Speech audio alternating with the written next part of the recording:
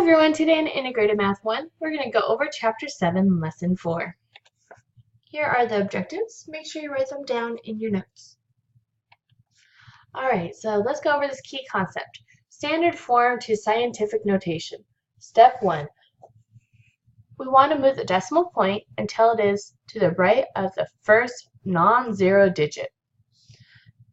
The result is a real number A. So if it has 700, our first non-zero number is 7, so I'd move it all the way to 7. Note the number of places, n, and the direction that you move the decimal point. So in this case, we moved it 1, 2 to the left. And I can just write even a note here, to left. If the decimal point has been moved to the left, in our case it is, write the number as a times x to the 10th power to the nth degree. So in our case it's 7 times 10 to the second power. If the decimal point is moved to the right, then the only difference is it's to the negative n power. And then we'll remove all unnecessary zeros, which I did here. I did not leave it as 7.00 times 10 to the second power.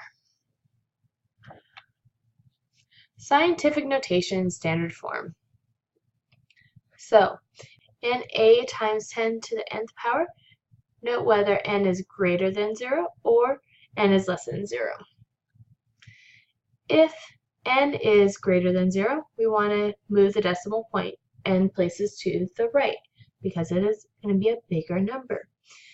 If n is less than 0, we want to move the decimal places negative n places to the left, because it's going to make it smaller. Then we want to insert zeros, decimal point, and commas as needed for place value. So this is just going the reverse, and we'll go over that as well.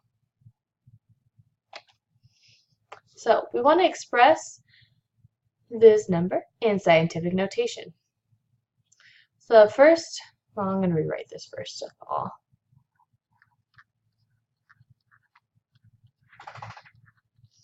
So our first non-zero number, our first non-zero number is right here.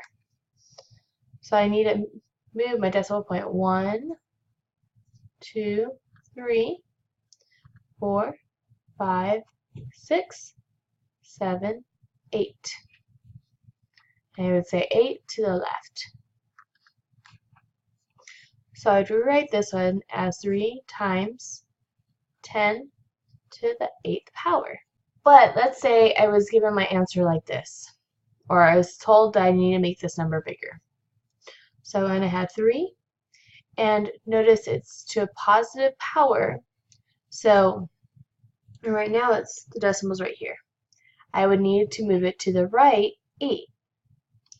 So I'm just going to throw in a lot of zeros. We'll see if we need them. 1, 2, 3, 4, 5, 6, 7, need another one, 8.